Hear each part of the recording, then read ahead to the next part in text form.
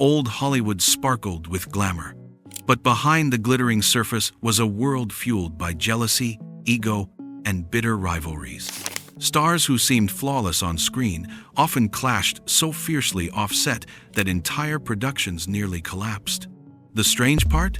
These very conflicts sometimes created the tension that made their films unforgettable. So, what really happens when two legends who can't stand each other are forced to share the spotlight? Let's peel back the curtain and look at some of the most infamous feuds in Hollywood's golden age. Frank Sinatra versus Marlon Brando. In the mid-1950s, Hollywood was at a crossroads. The studio system that had once controlled every move of an actor's career was crumbling, and a new kind of performer was emerging. On one side was Frank Sinatra, the smooth crooner turned movie star, a symbol of old-school charm and polished sophistication. On the other was Marlon Brando, the rebel who embodied raw emotion and authenticity. The two collided during the production of Guys and Dolls in 1955. Sinatra, comfortable in his star power, saw himself as the authority on set. Brando, who had revolutionized acting with his groundbreaking performance in A Streetcar Named Desire, had no patience for Sinatra's traditional Hollywood style. At first, Brando tried to collaborate. During rehearsals, he attempted to connect with Sinatra over the musical numbers, but Sinatra coldly dismissed him. From that moment, their working relationship spiraled downward. They refused to speak directly to each other, communicating only through intermediaries. Sinatra mocked Brando's mumbling method, acting, while Brando retaliated with childish pranks. One of his favorites was deliberately flubbing takes to irritate Sinatra, who despised wasted time. The director, Joseph Mankiewicz, found himself caught in the middle of two egos who couldn't be tamed. And yet, despite the chaos, Guys and Dolls became a box office and critical success. The irony? Neither star ever spoke fondly of the experience again. Their feud remained one of the clearest examples of how explosive personalities could somehow still create cinematic magic. But Sinatra and Brando weren't the only icons who brought their battles onto the set. Peter Sellers versus Orson Welles. If Sinatra and Brando were a study in clashing acting philosophies, then Peter Sellers and Orson Welles were proof of how insecurity and ego could turn a film into chaos. The year was 1967, and Casino Royale was in production, not the sleek James Bond adventure audiences know today, but a sprawling parody with multiple directors and an all-star cast. On paper, it should have been a triumph. Instead, it became one of the most infamous messes in film history. Sellers, already celebrated for Dr. Strangelove and the Pink Panther, pushed for Welles to play the villain Le Chiffre. He claimed it was out of admiration. But once filming began, that admiration soured into paranoia. Sellers grew convinced that Welles was stealing attention from him, winning over the crew and overshadowing his performance. Their rivalry escalated quickly. Sellers began refusing to film scenes with Welles, forcing the directors to use camera tricks, stand-ins, and editing sleight of hand to make it appear the two had interacted. Behind the scenes, Sellers' behavior worsened: outbursts, sudden disappearances, and even physical altercations with the crew. Eventually, he walked off the film before his role was complete, leaving the production to stitch together whatever footage they had. The result was a chaotic patchwork film that critics tore apart, and yet, over the years, its surreal humor and wild production history have given it cult status. In a strange way, the feud between Sellers and Welles became part of the film's enduring legend. But not every feud was fueled by ego. Sometimes politics got in the way of collaboration. John Wayne versus Charlton Heston. By 1960, John Wayne had reached the height of his career. Known as the Duke, he was the ultimate symbol of the American West, rugged, patriotic, and uncompromising. That same year, he embarked on his dream project, The Alamo, an epic telling of the legendary battle. For the pivotal role of Jim Bowie, Wayne wanted Charlton Heston. Heston was equally legendary, having played Moses in the Ten Commandments and Ben-Hur in the film that had swept the Academy Awards just the year before. But there was one problem: politics. Wayne was a staunch conservative, outspoken about his right-wing views. Heston, at the time, was a committed Democrat. And Heston made it clear he wouldn't work with Wayne because of their opposing political stances. The clash wasn't just personal. It reflected the broader political tensions of America in the 1960s, spilling directly into Hollywood. Ironically, as the years passed, Heston's politics shifted. By the 1980s, he had become a well-known Republican activist and even expressed regret for turning down the Alamo. But by then, the chance to work with Wayne was long gone. This missed collaboration stands as a reminder that in Hollywood, personal beliefs could shape careers just as much as talent. But when it wasn't politics, it was personality, and sometimes that made things even worse. Joel McCrea versus Veronica Lake.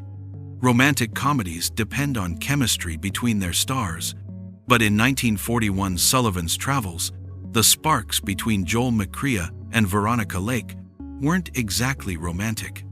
McCrea was a respected actor who thrived under the direction of Preston Sturges. Lake, meanwhile, was young, glamorous, and rising in Hollywood, but her reputation for being difficult was already well known. She frequently forgot her lines and, during the production, secretly hid her pregnancy from the studio, causing delays and tension on set. McCrea quickly grew frustrated. While Sturges defended Lake, McCrea found her behavior intolerable. Their scenes together became strained, and the entire crew could sense the hostility. McCrea's opinion was summed up in a single, now famous line: "Life's too short for two films with Veronica Lake." When the opportunity came to reunite with her the following year in I Married a Witch, McCrea pulled out as soon as he learned she was attached to the project. He wasn't about to relive the same nightmare twice. But across the Atlantic, another pair of actors were busy turning their own feud into a spectacle. Charles Laughton versus Laurence Olivier. When Spartacus went into production in the late 1950s, it promised to be a massive epic. With Kirk Douglas not only starring but producing, the project attracted some of the greatest British actors of the era: Charles Laughton and Laurence Olivier. Both were titans of the stage and screen, but together, they were combustible. Laughton reportedly despised the script and made no secret of his disdain for it. Olivier, meanwhile, was battling personal troubles, and his patience for Laughton's constant criticism was thin. The tension between them grew so intense that fellow actor Peter Ustinov found himself forced into the role of peacemaker, smoothing over their fights to keep the production moving. On more than one occasion, he described the two men as behaving like snarling animals whenever they shared a scene. And yet, despite the bitterness, Spartacus emerged as a classic. The feud between Laughton and Olivier became part of Hollywood lore, proof that even great art can come from behind-the-scenes warfare. But sometimes, those battles went beyond insults and turned physical.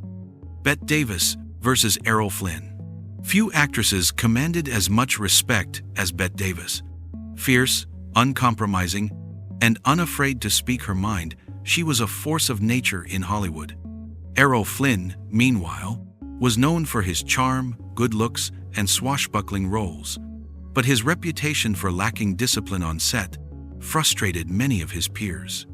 When the two were paired in The Private Lives of Elizabeth and Essex in 1939, sparks flew, and not the romantic kind. Davis thought Flynn lacked talent, while Flynn resented her domineering style. Their tension eventually erupted into outright physical conflict. During one heated moment on set, Davis reportedly struck Flynn across the face with her ring-covered hand. Flynn retaliated by hitting her back. The incident shocked Hollywood. Physical altercations between stars were almost unheard of, and their clash became legendary. Davis later refused to work with Flynn again, even turning down high-profile opportunities that would have paired them together. Their feud serves as a reminder that star power doesn't always translate into star chemistry. And sometimes, those rivalries weren't just about personality. They represented entire generations of Hollywood colliding. John Wayne versus Clint Eastwood. John Wayne had become the ultimate symbol of the Western, the noble hero, fighting for justice and embodying American ideals. By the 1970s, Clint Eastwood had risen as the new face of the genre. But Eastwood's vision was darker, grittier, and morally ambiguous. Films like High Plains Drifter and The Outlaw Josey Wales redefined the Western, stripping away the clean-cut heroism Wayne had represented. Wayne despised this direction. He believed Eastwood's films undermined the myths of the West that audiences loved.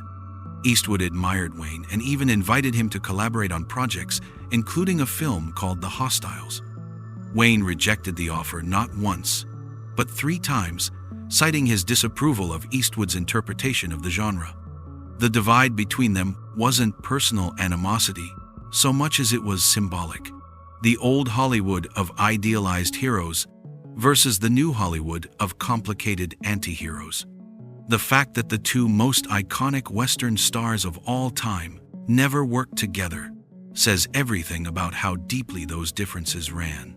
Conclusion: old Hollywood was built on glamour, but beneath the surface, it was fueled by clashing egos, conflicting ideologies, and rivalries so intense they nearly tore productions apart. Sinatra and Brando's Cold War of personalities, Sellers and Wells' paranoia-driven battle, Wayne and Heston's political divide, McCrea and Lake's lack of chemistry, Lawton and Olivier's snarling hostility, Davis and Flynn's shocking altercation, and Wayne versus Eastwood's generational clash all remind us that the real drama wasn't always on the screen. These rivalries didn't just shape the films we still remember today. They shaped Hollywood itself, pushing stars to new limits, redefining genres, and proving that sometimes conflict fuels creativity. Because in the end, the greatest stories of Hollywood's golden age weren't always written in scripts. They were lived in the fiery battles between its brightest stars.